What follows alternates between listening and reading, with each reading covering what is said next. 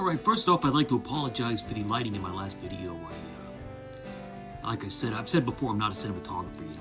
I didn't realize it was that dark. When I was filming it, it looked fine, but then when I had uploaded it, and I noticed it was quite dark, so I apologize if you had to adjust your settings on your monitors or your televisions in order to see my beautiful face, but I'm not gonna let that happen again. It was also a thunderstorm out, and when I was recording, and maybe that affected the lighting as well. But I got us real bright here. I got nice lighting on all the movies behind me here, and we're good to go. We're good to go this time. Yeah. Okay. Let's get started. All right. I just got back from the movie The Long Walk, which is the latest Stephen King adaptation. I guess this is based on an older Bachman book. Bachman Stephen King book, I think. I'm actually not 100% sure. Maybe it's newer. I don't know. I feel like it's an older one though. Looks like an older one. It doesn't really tell you the year that this takes place in, but it looks like it's a dystopian. I'm gonna take my hood off. Hold on. There we go. Now I can move. Let me comb my hair real quick. Hold on a second. Comb my hair, please. Thank you. It looks like a dystopian future for a world that never moved out of the early 1980s, so I'm going to guess that this was written somewhere around that time period. Let's see. It says, the task is simple. Walk or die. And it really is that simple. I'm a little off. I just got out of the theater. Walk or die. From the legendary author Stephen King. And he is legendary, by the way. I once worked with a guy. He loved Stephen King so much, he said that maybe one day he'd like to go to his house in Maine. And he would like to roll around in his septic tank. Maybe some of his genius would be ingested through those methods. I think that's what he said. I can't remember. It's been a long time. We're talking we're talking like a decade and a half, maybe 2 decades now. But yeah, he loved Stephen King, and everybody loves Stephen King. You know why? Because he's the best. That's why. He's got a never-ending plethora, a never-ending smorgasbord of ideas and concepts. And this is one of them. What a concept, too. I think it predates the Hunger Games. But Francis Lawrence, by the way, directed a couple of those Hunger Games movies. And those are good movies. I like them. I like Jennifer Lawrence in those. She's a good character. Katniss Eveready. She is a good character. Strong character. But here we're talking about The Long Walk, starring Cooper Hoffman and... I'm going to have to look up the other guy's name. Hold on a second. I want to give him justice because he's awesome. Bear with me. Right. Ah, yes. I'm going to keep that up. That makes my face even brighter. Look at that. Like I said, I'm not a trained cinematographer, but I'm just learning as I go here. David Johnson is the other actor who is a real standout. He steals the show. We're talking about a star-making, put this guy on the map performance. And his chemistry with Cooper Hoffman is fantastic. Fantastic. Normally I'm against Nepo babies. Yeah. Normally I even wrote a song called Nepo Baby. And I can't say that I'm against them because there's so many of them. Like literally look up any actor, any writer. And I guarantee you that under where it says parents, they got a parent who either is in the business or somebody who's like some big shot, in the world who could pull strings. So I got this song that I wrote called Nepo Baby. Maybe I'll share it sometime. But it starts like this. It goes, you were born with one foot in the door. Us common creatures trapped under the floor. Pretty good. I'm going to maybe release an album at some point. I don't know. I haven't looked into it, but if you're interested, let me know in the comments. Let's see. I gotta stop smacking my lips when I talk. You know that? That's the sign of a real amateur. When they go... I listen to this back and I have to edit 90% of them out, and it makes me want to pull my hair out even more than it already is. And I'm starting to lose my temper. Okay, Jeremy here. Jeremy loves you. Just Just if you catch me smacking my lips when I open my mouth to talk, just give me a good punch in the face. The proverbial punch in the face, okay? Where was I? What was I talking about? Oh yeah, The Long Walk. I just got out of this movie. Man, let me tell you. Let me tell you something. 2025 is the year that movies came back. Yeah. I'm not seeing this ridiculous amount of comic book movies and all the comic book movies that got everybody in the theater. I'm so tired of comic books. I'm so tired of comic book movies.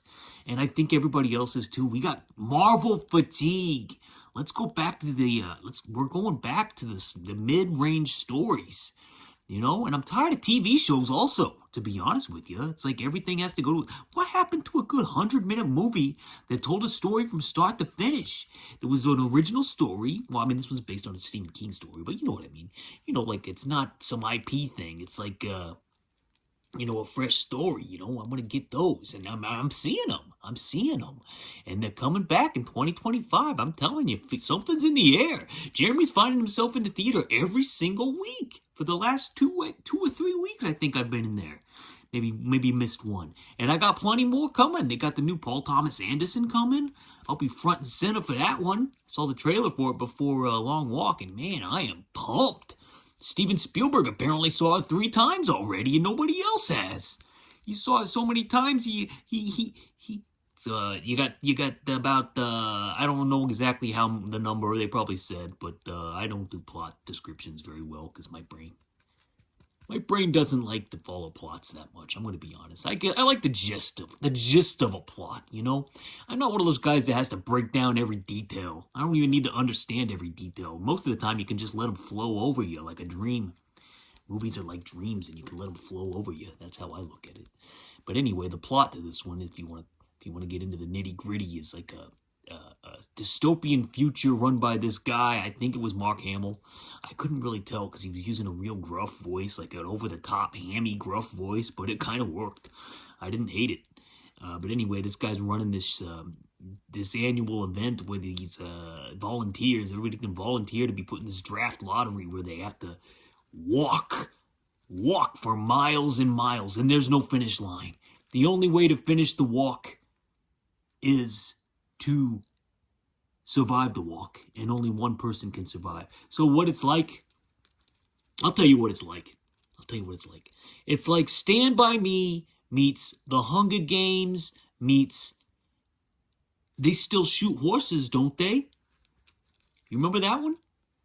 Bruce Dern and Jane Fonda? I think Jane Fonda's the main character. They Still Shoot Horses, don't they? One of my favorite all-time titles. Sorry about that. I look for any excuse to get my horse impression in. I'm sorry if that was over the top. If I offended you, I apologize. But yeah, they got a. I felt the smack there. Did I smack? My producer is telling me I did smack. I'm sorry I smacked my lips. I'm gonna stop. I swear to God. But they gotta walk a certain mile per hour, and if they drop below it, they get warnings. And if they drop below, if they get so many warnings, then they get their ticket. You know what their ticket is? You know what it means when they get their ticket? You could probably guess. There's only one person that can survive this long walk. How do you think they exit the walk? You ever see The Hunger Games? You ever see Battle Royale? You ever see The Running Man? You ever see American Idol? It's all the same thing. You know in American Idol, when they got the guys up there singing, they're singing their songs like, ooh, baby, like that famous song. Hey, baby, hey, baby. I'm going too long here. I am so sorry. I am in a mood. I'm sorry. I am in a mood.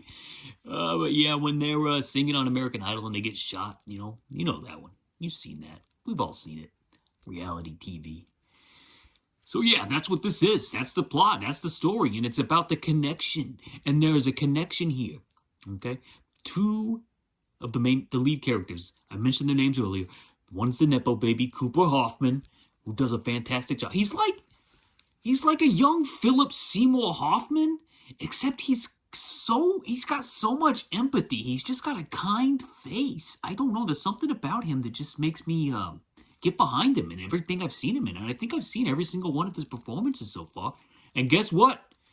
Jeremy's cashing his ticket to see every Cooper Hoffman movie that comes out in the future. That's how much I like this guy. I think Nepo baby's not a good term for him. He's got the chops, and he's not only does he have the chops, but he's got like the charisma and the kindness. You know, Philip Seymour Hoffman didn't really have that kindness. He just had kind of a weird oh, he was so good though. Philip Seymour Hoffman is so good. One of my favorites. You know, I remember when I was on Facebook, it said religion. And I put Philip Seymour Hoffman. Long before he died, I put Philip Seymour Hoffman as my religion. He was so good. I love you. I love you, Philip. I love you, Philip. Rest in peace. But Cooper is doing you proud. And I'm sure you're up there. You're up there with Jesus. And you're looking down and you're saying, good job, Cooper. Good job. I'm proud of you. And your mom's proud of you. And Jesus is proud of you. And you know, some people say I look like Jesus. And most of all, the Beatles are proud of you. No. But yeah, anyway, the overall, I don't really have much else to say. I mean, I'm trying not to spoil anything. So what else can you say? I gave you the premise. And I can tell you that the cinematography is top of the line. There's one shot where it's got the guys walking, you know?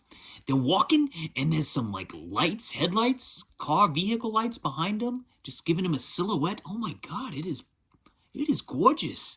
Gorgeous photography. Man, movies are something else. They get you. They get you right here. Get you right here. A couple times it got me, you know? So overall rating for The Long Walk, 4 thumbs up. That's right. We're going almost to the 5 on this one. You know, some people, you know, I used to review movies a lot, you know. And I'd always give him like, I had a guy complain to me one time. He said, why do you, everything you see in the theater, you give like 4 or 5 or whatever, you know, thumbs. And I say, because if I'm going to the theater to see a movie and pay for it, that means I'm going to the theater to be entertained. And I'm probably got a pretty good idea that I'm going to like the movie, you know. I like to consider myself as having a decent amount of taste.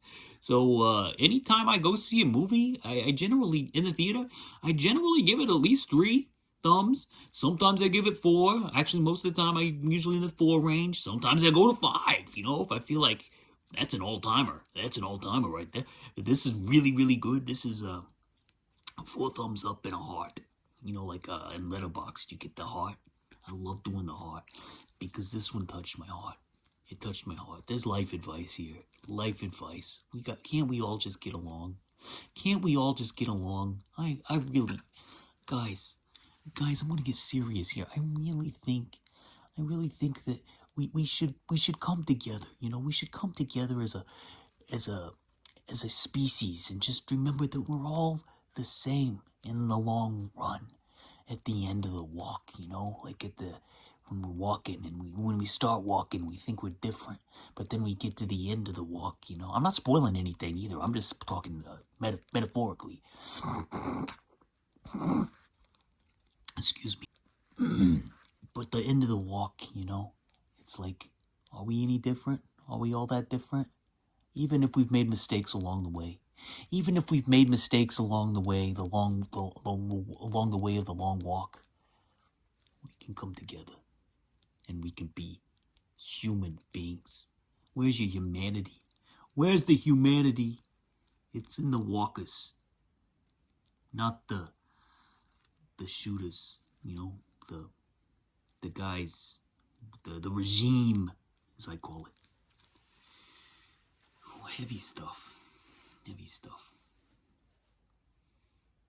On to The Usual Suspects. Okay, I first saw it. I think I was told that I needed to watch it immediately when my mother and my brother, my twin brother Jason, I think he saw it before I did. I just remember that people in my family were raving about this movie, The Usual Suspects. The ending, they said, you gotta see this. This ending is incredible. And I even remember going to the supermarket. They had a video store in the. Remember in the old days, you know, when I was a little boy, I'd go to the supermarket and They had video store. They had video store in the supermarket. They had video stores in the gas station. They had video stores in porta potties. They had video stores, in period. They even recently they had video stores in the front of grocery stores. These little red boxes that have completely disappeared. I don't know if you've noticed. When's the last time you saw a red box? Or they want you to go all in the cloud. Look at me. Look at me. I'm going physical. I'm going physical, baby. I want to get physical. Oh yeah, I was watching the first time I saw it. I think I did rent it from that supermarket, and I watched it, and I got to the ending. Okay, I got to the false ending. You know what I mean? I'm gonna spoil this one a little bit. It's been several years. I mean, if you haven't seen The Usual Suspects, hit stop now. Okay, just hit stop now. You probably hit stop a lot sooner because I've been jabbering like a jabber monkey. Oh God, I hope it's not. Oh jeez, is that one of those words? I hope not. Okay, I'm sorry. If it is, I apologize. That was out of my ignorance. I get scared sometimes. But, what was I? What was I talking about? Oh, yeah, The Usual Suspects. So I watched the movie, yeah? And, the false ending where it's, revealed that Keaton is Kaiser Sose. You know, it says Keaton, the Gabriel Byrne character. It's got these nice little flashes. And I'm like, okay, well, maybe, okay, that's kind of cool. Like, I wasn't seeing, that was kind of cool. But it wasn't like, I don't know, the way that they were talking about this ending, you gotta see this ending, they said. They were building it up like it was some sort of friggin' gut punch to the face. Like my head was gonna blow off, you know? And I watched it and I was like, okay, well, that's decent. I mean, not a big deal, right? All right, then it gets, you know the part that I'm talking about. The real ending, where it reveals who Kaiser Sose really is and how it reveals it. Oh, man. Oh, I still get chills when I watch it. It's so good. And the score, John Ottman is the score and the editor of the film. So he's like me. He's like Jeremy. He's like a jack of all trades. He likes to edit. He likes to make music. He likes to make short videos. He likes to, I don't know what else he likes to do, but he's a good scorer, composer. This is a classic score. And the way that Mr. Bryan Singer, who I'll get to in a minute, you know, the way he edits the tension with the music and the story and the acting, it's masterful in this one. I gotta say, I hate to give the devil his due. There's a couple devils in this one, and I hate to give them their due, but man, oh man, they were firing on all cylinders on this one. Yeah. Good stuff. Whew. Let's get I still got notes too. I'm sorry if we're running long here. I don't care. Nobody else is watching these, and these are from me anyway. So let me look at my notes. Stephen Baldwin has got a good voice. I can't remember if this is before or after Biodome, because he is repulsive in Biodome. I mean, like, repulsive. I hated him in that movie. But here, he's like the best part besides, the twist. Stephen Baldwin is really good in this. Like, kind of like wondering why he didn't have a better career. I can tell you why he didn't have a better career. Biodome. Everybody was repulsed by him in that movie, and they're like, oh, that's enough for that guy. But Stephen, he's on Alec level in this one. He's on Alec level. Definitely better than Billy. And who's the other one? Adam? I don't know if he's a real Baldwin, but he's better than all of them in this one. I noticed in the cinematography, it's got that kind of 90s gloss to it, but it's also got like there's like a bright, shiny, like a glow to a lot of the actors in a lot of the scenes. Like an interrogation light is always on them. And I think I know why that is. Like the way I'm reading this film, here's what I'm going to say. And I'm going to say it confidently so you believe me, okay? Here we go. The light on the actors' faces in these scenes, this bright light that likes to show up on the face, that's an interrogation light. Proverbially, Verbal Kent is being interrogated the entire film. Not in an interrogation room, because they couldn't have all those posters and shit on the wall. Pardon my language. Sorry. But he's in a room, and he's being interrogated. He may not have the real bright light on him, but he's got the proverbial bright light on him. So when he's telling his tale, this is kind of what's in his head. So when he's making this up, he's just kind of seeing this interrogation light on everything because, he is being interrogated, and these are the bad guys. These are the perpetrators, and these are the guys. These are the guys who are taking everything down. Working for Kaiser Soze, doing this whole convoluted, let's say convoluted scheme to get coke off a boat or whatever the thing is. Like, I don't even follow it. It's kind of pointless because how do you trust him? He's an unreliable narrator. You don't even need to listen and follow the plot. It's good enough without following the plot. And you know me, I can't follow plots because I'm stupid. So, this is just one of the good excuses to not pay attention to a complex plot because you don't really need to. I'm slobbering on myself. Oh my god. Kaiser Soze flashback is so tonally weird. It's like outtakes from Desperado or like a bad 1995 Showtime movie. I don't know why Bryan Singer decided to shoot it this way. I was a little confused. Like, even Kaiser Soze in the fantasy flashback, he looks like, like Antonio Banderas with slightly longer hair. It's just kind of a weird mythological type of scene, and it just doesn't quite work for me. I'm sorry to say, if I had to pick one flaw in this movie, it'd be that. Not enough to dock any thumbs, but it's still something to take note of. Kevin Spacey. I think this is the first time a lot of people took notice of him. Although if you were a big Glenn Ross guy, will you go to lunch, please?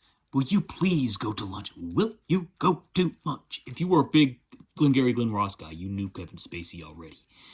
And here, he is allowed to shine with that bright light on his face occasionally. Actually, I don't know. Maybe he's the one guy who doesn't have the bright light on his face. It's just kind of like a subtlety. I'll have to go back and rewind to check. But maybe that's like the subtle, subconscious clue that he is, he's the guy. You know what I mean? Maybe. Just a theory. Just a reading. Charisma machine. His line delivery is purposely hammy, and he still makes it work. I mean, we know why at the end, why he's being hammy. So it works. And this got him the Oscar. This put him on the map. This is the guy we used to have. We used to love Kevin Spacey. For a while there, he was on fire. He had The Usual Suspects, he had Seven, he had American Beauty, he had it all. Him and Brian both had it all, and then they let it go. Why? Because they needed to be creepers. They just felt like they needed to be manipulative, power-hungry creepers, and they ruined their careers. Look at their filmography. Look at what they got lined up. They had it all. They had the world at their fingertips, and they blew it all. We lost some talent, and for good reason and good riddance. Excuse me, I didn't say the whole word. Screw, you know what? I'm not a mean guy, but let's just say they deserve what they got. Kevin Spacey, Bryan Singer. Cancelled! Oh no, we don't get House of Cards Season 5 with Frank, whatever his name is.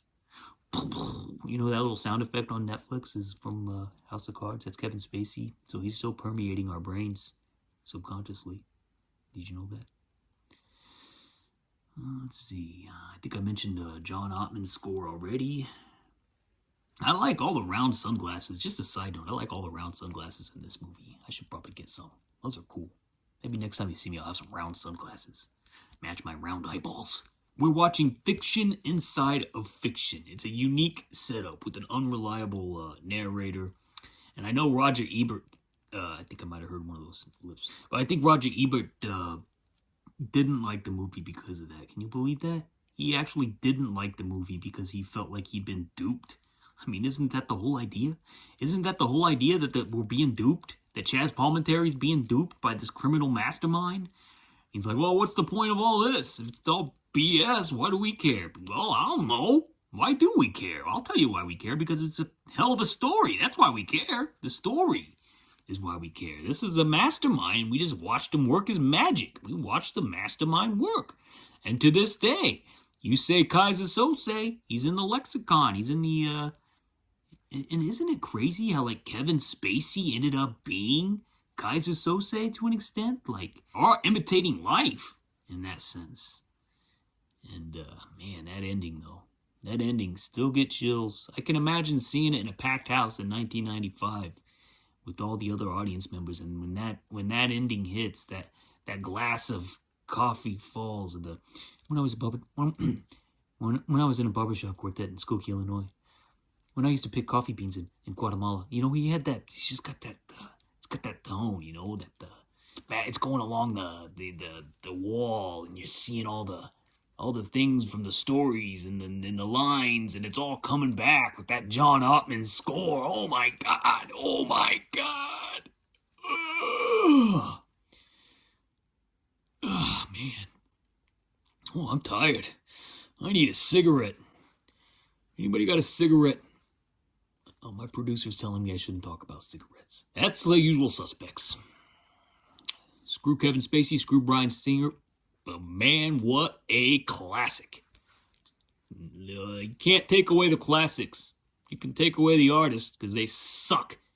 In real life, they suck, but you can't take away the classics. You can't take away the work of all everybody else that worked on The Usual Suspects, like Stevie Baldwin, Gabriel Byrne, Kevin Pollak, Benicio del Toro. Am I allowed to do that one? I mean, that's him. That's Benicio del Toro. That's exactly what he sounds like. Can I do that one? It's fine. It's fine. Nobody cares. Nobody's watching anyway. Nobody cares. I see the analytics. People turn this thing off within 5 seconds. I don't care. It's for me. It's for Jeremy. It's for Jeremy. Yeah, anyway, 5 stars for The Usual Suspects. 5 thumbs up for The Usual Suspects. Classic. 5 thumbs up and a heart. Absolutely. Love it, love it, love it. Put it in me. Put it in the vein, the heart, the head. Anywhere else you want to put it. Jeremy spoken. Be good to yourselves and each other. Godspeed. Peace and love.